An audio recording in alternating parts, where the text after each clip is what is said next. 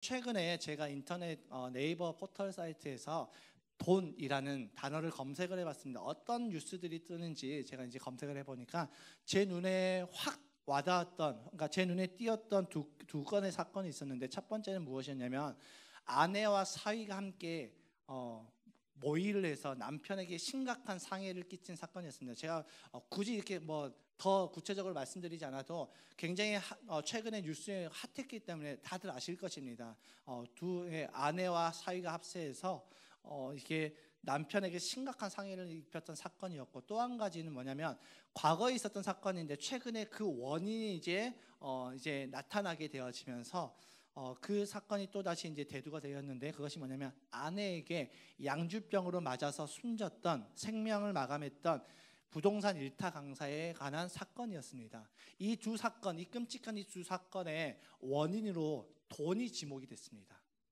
이 사건의 원인은 돈일 것이다 라고 이게 다른 모든 프로파일러들이 이렇게 예상을 하고 있죠. 그러니까 비극적인 사건의 원인이 돈이었다라는 그 말을 듣고 굉장히 마음이 무거워졌습니다. 그래서 내가 여기서 멈출 수 없다. 그러면 우리가 자주 보는 이 유튜브에서는 돈이라고 검색을 하면 어떤 영상들이 뜰까라고 해서 돈을 또 검색을 해봤습니다. 그러니까 하나같이 자극적인 썸네일의 영상이 떴었는데, 뭐 돈에 관련해서 이제 뭐 돈을 벌어야 된다, 돈을 모아야 된다, 그런 영상들도 있었지만 거기 영상은 극히 소수였고, 굉장히 많은 페이지에서 그 영상들이 드러난 영상들이 뭐였냐면, 예를 들어서 이런 제목입니다. 월 150만 원 벌던 사람이 AI로 월 3천만 원 벌어요 라는 그런 자극적인 썸네일의 영상이 딱 뜹니다. 여러분, 그런 제목의 영상이 뜨면 클릭을 하겠습니까? 안 하겠습니까?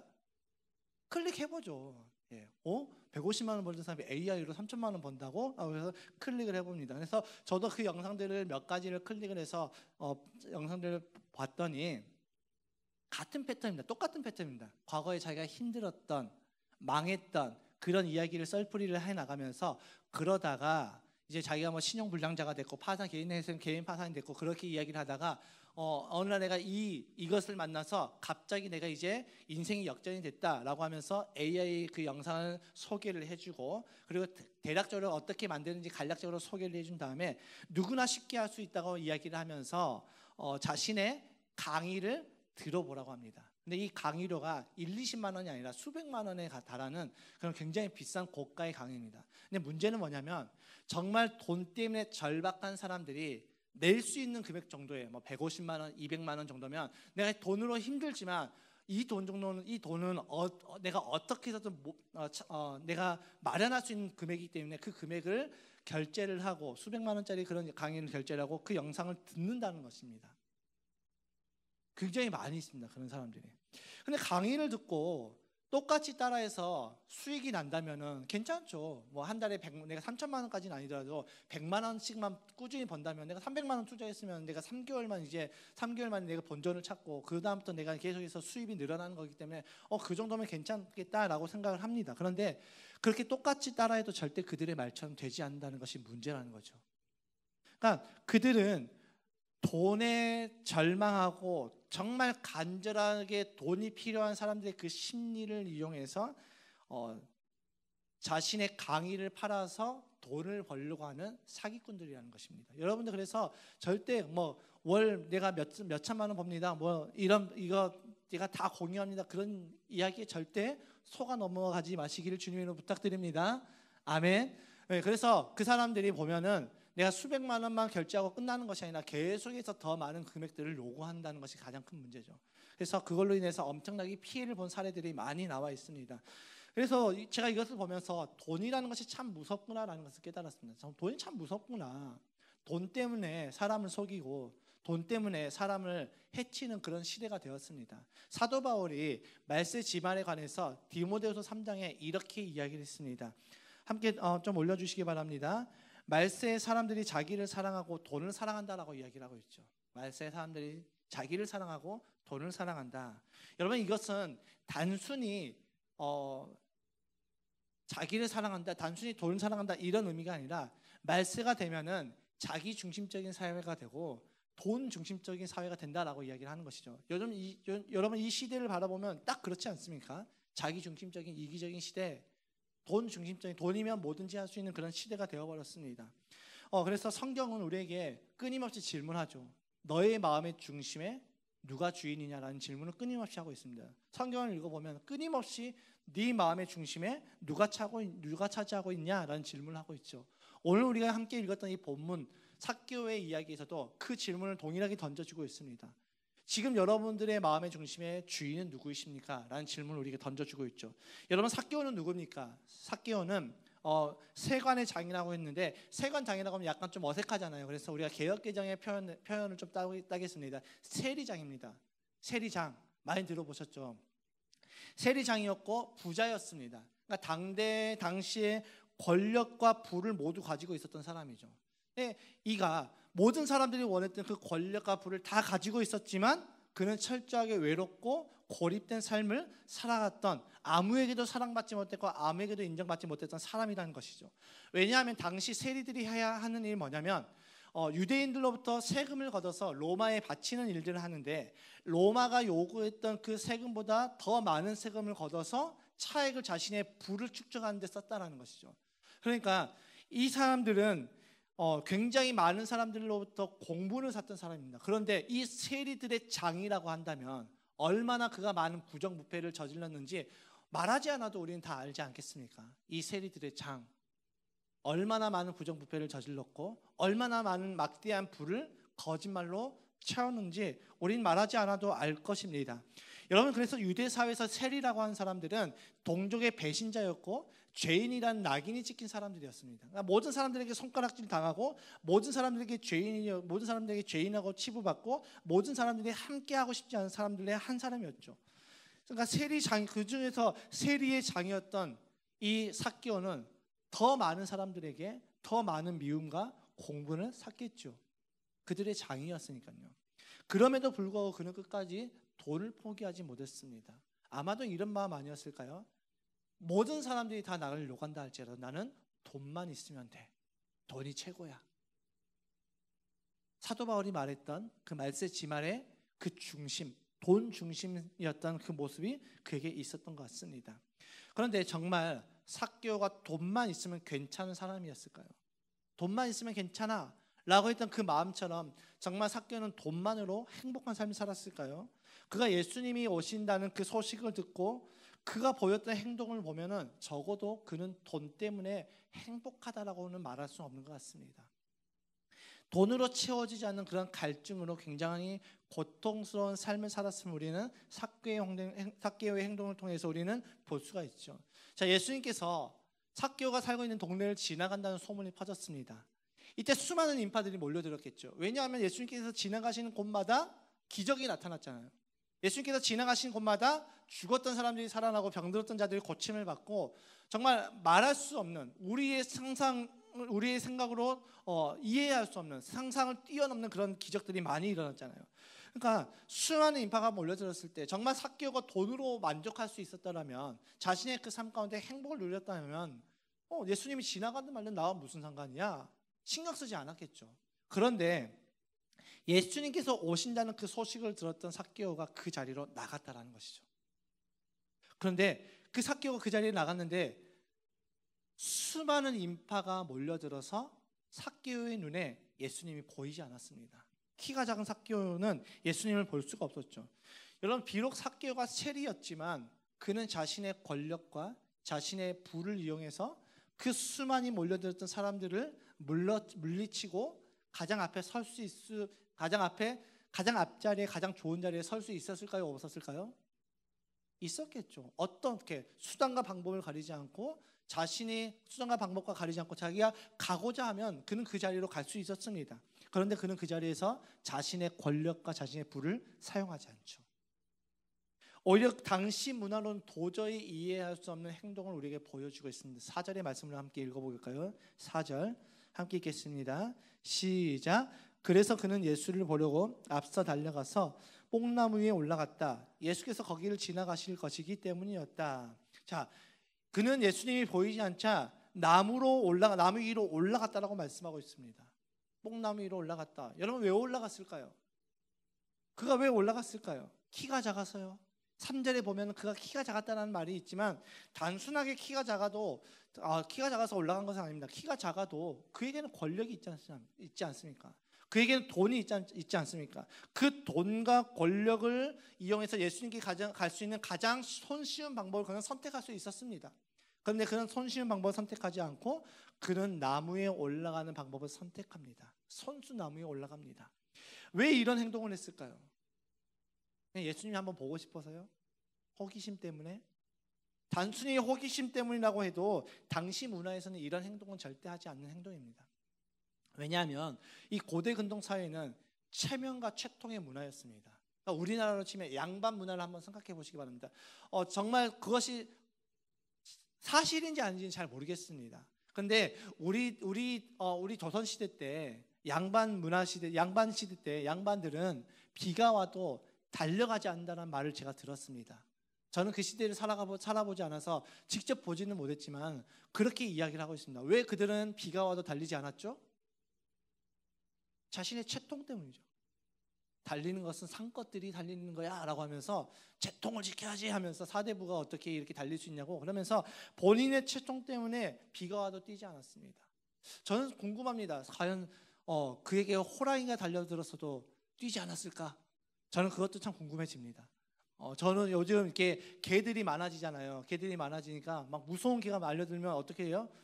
걸으면 나 살려라고 뛰어야 되잖아요. 그런데 그 시대 때 개들이 달려들어도 과연 양반들은 뛰지 않았을까? 그것도 한번 궁금해지긴 합니다. 아무튼 우리나라 양반 문화 때는 채통을 지키기 위해서 비가 와도 뛰지 않는다라고 할 정도로 이 양반들은 채통을 중시했죠. 고대 근동 사회도 똑같았습니다. 삭개오 당시도 똑같았죠. 채통을 지키기 위해서 그들은 정말 점잖은 삶을 살았다는 것이죠. 여러분 삭개오가 물론 많은 사람들의 공분을 산 것은 마찬가지 사실입니다. 그럼에도 불구하고 삭개오에게는 대단한 권력과 대단한 부가 있었습니다. 그런 사람이 나무 위로 올라갔던 것은 무엇이냐면 숫지였습니다. 안 그래도 삭개오는 손가락질 당하는데 그런 사람이 나무 위로 올라갔다? 그것은 마치 뭐냐면 체면과 채통과 자존심 모든 것을 버리는 행동이었다는 것이죠. 이해가 되지 않는 행동입니다.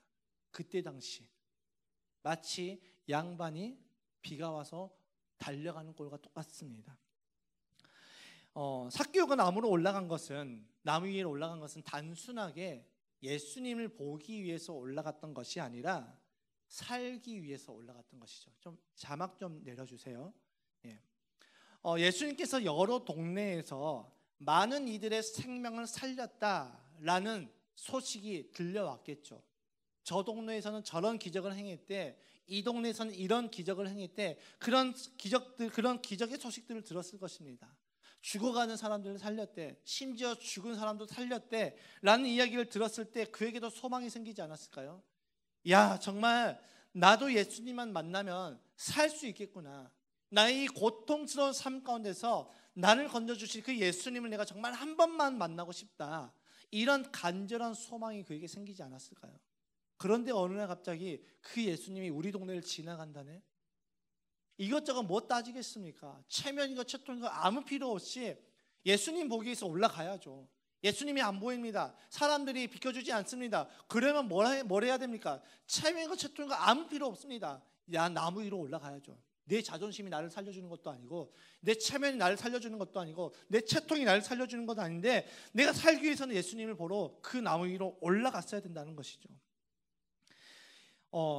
이 삭개오의 갈망을 예수님께서 보셨을까요? 예수님께서 그 수많은 무리 가운데 정확하게 삭개오를 바라봅니다. 그리고 삭개오와 눈이 마주치죠. 제가 이 말씀을 묵상하는데 정말 이 장면에서 가슴이 두근거렸습니다. 막 설레더라고요. 어떤 감정이었을까? 눈이 마주쳤을 때 어떤 감정이었을까?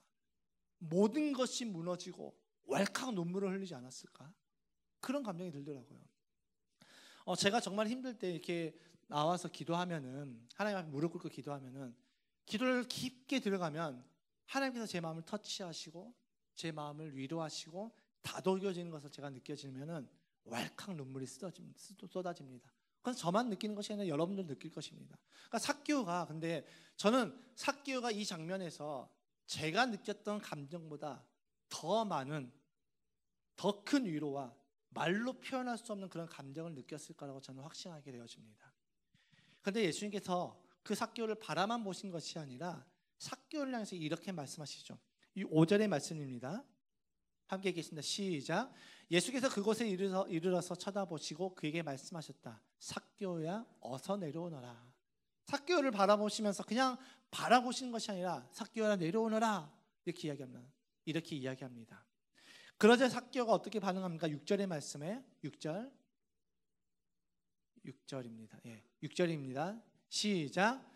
그러자 삭개오는 얼른 내려와서 기뻐하면서 예수를 모셔들었다라고 말씀하고 있죠. 예수님께서 얼른 내려와, 내가 너의 집에 들어가야 되겠다라고 이야기하니까 삭개오가 얼른 내려왔다고 말씀하고 있죠. 얼른 내려와서 기뻐하면서 예수님을 맞아들였다라고 말씀하고 있습니다. 여러분, 예수님을 향한 갈망이, 자기가 살고 싶어하는 그 갈망이, 내가 정말 예수님 한 번만 만나고 싶다라는 그 갈망이 삭개오를 나무 위로 올라가게 했고요. 그 갈망을 통하여서 예수님께서 말씀하시니까 그는 이것저것 따지지 않고 즉각 순종하는 그 모습으로 나타나고 있습니다. 그리고 그는 기뻐하면서 예수님을 모셔드렸다, 맞아드렸다라고 말씀하고 있죠. 여러분, 이것은 단순히 기뻐하는 모습을 말하는 것이 아닙니다. 오랜 갈증에 힘들어하던 나의 오랜 목마름이 해결된 모습을 정확하게 표현해 주는 것이죠. 예수님께서는 삭개오의 이름만 불렀던 것이 아니라 그의 집에 들어가셨습니다. 제가 이 상황을 묵상하는데, 제 말씀을 계속해서 묵상하는데 제 마음 가운데 한 말씀이 딱 들어왔습니다. 그것이 뭐냐면 요한복음 1장 12절의 말씀인데, 개역개정으로 좀 제가 읽어드리겠습니다. 영접하는 자 곧 그 이름을 믿는 자들에게는 하나님의 자녀가 되는 권세를 주셨으니. 이 말씀이 이 삭개오의 상황과 오버랩이 되더라고요. 어떤 상황이었습니까? 여러분, 삭개오는 예수님을 갈망했습니다. 삭개오는 예수님을 보고 싶어 했습니다. 그런데 예수님께서 그에게 찾아오셨고 그의 이름을 부르셨고 그의 집에 들어가셨습니다. 그의 마음의 중심으로 들어가셨다는 것이죠. 이 말씀이 그대로 오버랩이 되더라고요. 그렇게 예수님을 모셨던 삭개오는 놀라운 믿음의 결단의 고백을 주님 앞에 드립니다. 8절의 말씀이죠. 8절 함께 읽겠습니다. 시작. 삭개오가 일어서서 주님께 말하였다. 주님, 보십시오. 내 소유의 절반을 가난한 사람들에게 주겠습니다. 또 내가 누구에게서 강제로 빼앗은 것이 있으면 4배로 하여 갚아주겠습니다. 여러분, 이 선언은 단순하게 내 재산을 나눠주겠습니다 라는 말이 아니죠. 어떤 것이냐면, 이제 내가 돈의 노예가 되지 않겠습니다. 이제 나는 돈의 노예로 살지 않겠습니다. 이제 나는 돈의 종으로 살지 않겠습니다. 나를 구원하신 예수님의 종으로, 예수님이 나의 주인으로 모시고 나는 이제 하나님의 자녀임을 당당하게 선포하는 그런 장면이라는 것이죠. 난 더 이상 돈의 노예가 아니야. 더 이상 돈이 나에게 아무런 영향력을 끼칠 수 없어. 난 돈에 끌려다니지 않을 거야. 나는 이제 예수님이 나의 주인 되어서 예수님이 원하시는 뜻대로 나는 살겠습니다 라는 이 믿음의 결단을 주님 앞에 당당하게 선포한 것이죠. 여러분, 이것이 얼마나 대단한 일이라면, 당시 율법의 기준에서 최고의 기준으로 배상하겠다는 뜻입니다. 당시 율법의 기준을 보면은 도둑질하다가 걸리면 그 원금의 2배에서 4배의 보상을 했어야 됐습니다. 그런데 스스로 자백을 하면, 제가 이 물건 훔쳤습니다 라고 하면 이 물건의 원금에 플러스 이자 20%만 더해서 주면 됐습니다. 여러분, 삭개오는 지금 도둑질하다가 걸렸습니까? 아니면 스스로 자백하는 상황입니까? 네? 스스로 자백하는 상황이잖아요. 그러면 자기가 부정으로 축적했던 그 재산에 플러스 이자 20%만 내면 되는데, 그 율법의 기준을 스스로 파기하고 가장 무거운 율법의 기준을 적용했다는 것이죠. 여러분, 이대로 하면 삭개오는 파산입니다. 이대로 다 갚으면 절반을 가난한 사람들에게 나눠주고 나머지 절반을 4배로 갚겠습니다라는 것은, 나는 이제 모든 재산을 다 버리겠다라는 것이죠. 한 사람이 떠오르지 않습니까? 부자 청년. 예수님께서 부자 청년에게 말씀하십니다. 주님, 내가 영생을 얻으면 어떻게 해야 됩니까? 그러니까 예수님께서 부자 청년에게 말씀하시죠. 네가 율법을 지켜야 된다. 저는 율법을 다 지켰습니다 라고 하니까, 너의 모든 재산을 다 팔아서 가난한 사람들에게 나눠주고 너는 나를 따르라. 이때 부자 청년은 영생이냐 돈이냐 라는 그 갈림길에서 그 부자 청년은 돈을 선택했잖아요. 근데 삭개오는 돈을 선택하지 않고 예수님을 선택합니다. 어떻게 이것이 가능했을까요? 그의 삶의 주인이 돈에서 예수님으로 바뀌었기 때문이죠. 주인이 바뀌었기 때문에 돈은 더 이상 삭개오에게 아무런 영향력을 행할 수가 없습니다. 돈이 내 인생의 주인일 때는 나 돈 없으면 너무 힘들 것 같은데, 나 이것 없으면 못 살 것 같은데, 그래서 더 많이, 더 열심히, 누군가가 나를 욕해도 나는 괜찮아, 돈만 있으면 돼. 누군가가 나를 손가락질해도 나는 괜찮아, 돈만 있으면 돼. 내가 민족의 배반자요, 죄인이라고 낙인 찍혀도 나는 괜찮아, 돈이 있으면 되지, 돈만 있으면 되지. 그 돈의 영향력 앞에 살았던 그 삭개오에게 이제 더 이상 돈은 아무런 영향력을 행사할 수 없게 되었죠. 여러분, 우리의 삶이 바뀌려면 어떻게 해야 됩니까? 내 삶이 바뀌려면 내 상황과 환경이 바뀐다고 해서 내 삶이 바뀌지 않습니다. 내가 뭐 하나를 깨달았다고 해서 내 삶이 바뀌어지지 않습니다. 내가 예배 시간에 은혜 받았다고 해서 내 삶이 바뀌지 않습니다. 내 삶이 바뀌려면 무엇이 바뀌어야 되냐면 내 삶의 주인이 바뀌어야 된다는 거죠. 여러분, 우리는 내가 하나님이 원하시는 뜻대로 살아가는 그 방법, 어떻게 해야지 하나님께서 원하시는 뜻이고 하나님께서 어떻게 사는 것이 하나님의 뜻인지 우리는 명확하게 잘 알고 있습니다. 그런데 우리는 하나님이 원하시는 뜻대로 살아가지 못하죠. 왜일까요? 내가 연약해서요? 네, 맞습니다. 우리 연약합니다. 내가 부족해서요? 맞죠. 부족한 거 맞죠.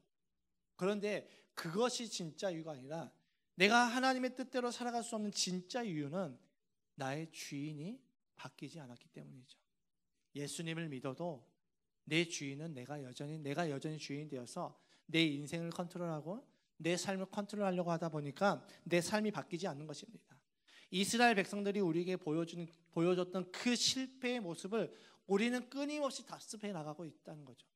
이스라엘 백성들은 알았습니다. 어떻게 살아야지 하나님께 축복을 받고 어떻게 살아야지 하나님께 저주를 받는지 율법을 통해서 분명하게 배웠죠. 신명기 28장 모세가 다시 한번 하나님의 말씀을 들어라 라고 하면서 그 신명기 말씀을 통해서 그 가데스 바네아 그 광야에서 그 28장의 말씀을 들었음에도 불구하고 그들은 바뀌지 않았습니다. 주인이 바뀌지 않으니까 어떻게 됐습니까? 그렇게 살고 싶은 마음도 능력도 그들에게 생기지 않았던 것이죠. 그런데 삭개오는 오늘 우리에게 우리가 하나님의 뜻대로 살려면 어떻게 해야 되는지에 대해서 정확하게 보여주고 있습니다. 그 방법은 주인이 바뀌는 것이죠. 여러분, 삭개오는 오늘 단순히 예수님과 저녁 식사한 것이 아닙니다. 예수님을 영접하고 예수님이 나의 주인임을 고백하고 하나님의 자녀가 되는 구원의 역사를 누리게 된 것이죠. 단순히 밥 먹은 것이 아니라 하나님이 나를 구원하셨다. 이 구원의 역사를 누리게 되었던 것이죠. 누가복음 19장 9절의 말씀을 함께 읽겠습니다. 시작. 예수께서 그에게 말씀하셨다. 오늘 구원이 이 집에 이르렀다. 이 사람도 아브라함의 자손이다. 아멘. 여러분, 삭개오에게 임했던 이 구원의 사건은 결코 우연히 일어난 것이 아닙니다. 예수님께서는 작정하시고 삭개오를 찾아서 그 동네를 지나가십니다. 수많은 인파 가운데 예수님께서는 작정하시고 나무 위에 올라가 있었던 그 삭개오를 바라보시고 삭개오의 이름을 불렀던 거죠. 어느 누구에게도 관심 받지 못했고 어느 누구에게도 이름조차 불리지 않았던 그 삭개오, 외롭고 고독한 시간에 갇혀서 힘들어한 나날을 신음하고 있었던 그 삭개오에게 예수님께서는 찾아오셨습니다. 갑자기 찾아오신 것이 아니라 이미 이날 이전부터 예수님께서는 삭개오를 바라보셨고 삭개오를 품으셨고 마침내 삭개오에게 다가와서 그의 이름을 부르셨습니다. 예수님께서 그의 이름을 부를 때 삭개오의 앞을 가로막고 있었던 군중의 벽이 와르르 무너졌습니다. 나는 죄인이니까, 나는 저 많은 사람들이 나를 욕하니까 나는 은혜 받을 자격이 없어. 나는 구원받을 자격이 없어. 우리도 그렇지 않습니까? 나는 이런 죄를 저질렀으니까. 내가 하나님 앞에 이렇게 살아갔는데 내가 어떻게 하나님을 내 아버지라고 부를 수 있겠어?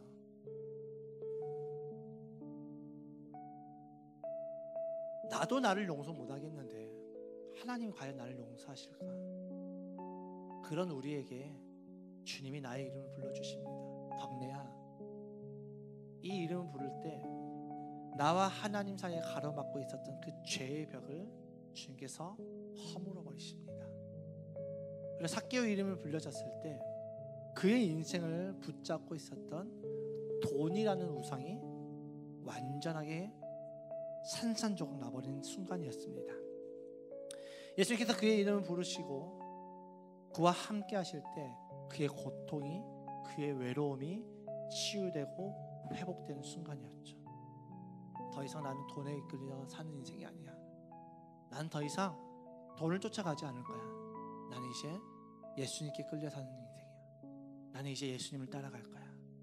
여러분, 믿음은 느낌이 아닙니다. 믿음은 우리의 어떤 감정이 아닙니다. 믿음이 무엇이냐면, 믿음은 내 주인이 바뀌는 것입니다. 내가 돈을 믿으면 돈이 내 인생의 주인입니다. 내가 자식을 믿으면 자식이 내 인생의 주인입니다. 내가 남편을만 믿으면, 남편을 믿으면 남편이 내 인생의 주인입니다. 내 믿음의 대상이 하나님께로 향할 때, 내 믿음의 대상이 예수님께로 향할 때 나의 인생의 주인이 예수님께로 바뀌는 것이죠. 여러분, 주인이 바뀌어야지 가치가 바뀌고, 주인이 바뀌어야지 삶의 방향이 바뀌고, 주인이 바뀌어야지 삶의 목적이 바뀝니다. 믿으십니까?